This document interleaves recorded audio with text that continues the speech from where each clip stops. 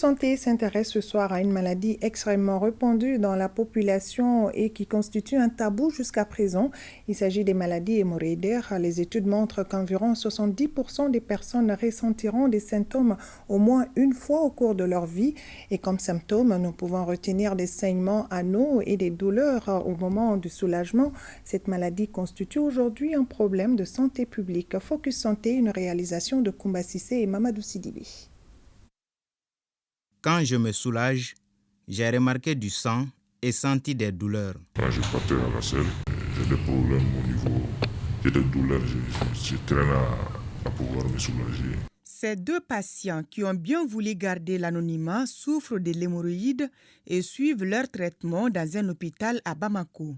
Cette maladie se caractérise par la dilatation des veines et des artères de la partie anale de l'homme ou de la femme.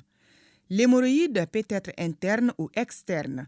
Les deux formules de la pathologie présentent des symptômes différents. Les hémorroïdes internes, c'est des hémorroïdes qui, au début, qui ne sortent pas. Le stade 2, c'est les hémorroïdes qui essaient, à l'effort de pousser, de sortir, mais qui rentrent spontanément après les selles. Le grade 3, c'est les hémorroïdes qui sortent, souvent on est obligé de faire rentrer par le doigt. Et les hémorroïdes externes, c'est les hémorroïdes de grade 4. Là, c'est totalement externe.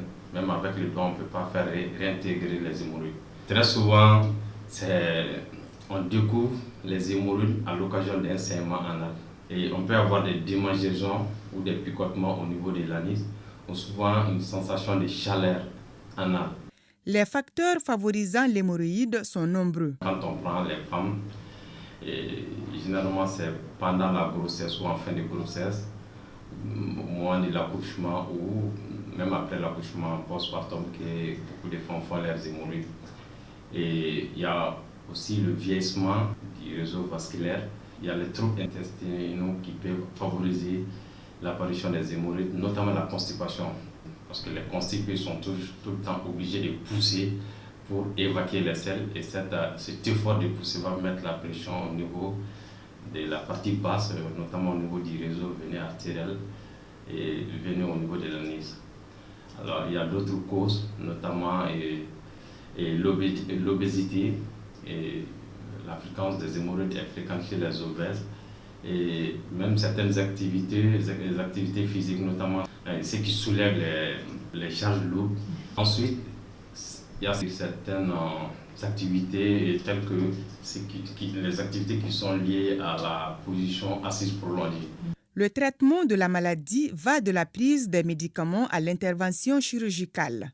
Cette seconde étape est considérée comme la dernière phase du traitement.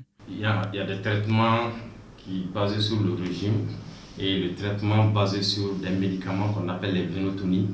Il y a aussi le traitement endoscopie et le traitement chirurgical à la fin.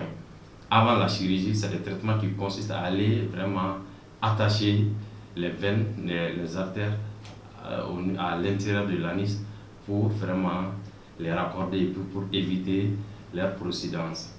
Boire beaucoup d'eau, éviter la constipation et ne pas rester en position assise pendant longtemps sont entre autres les consignes à suivre pour éviter l'hémorroïde. Eh oui.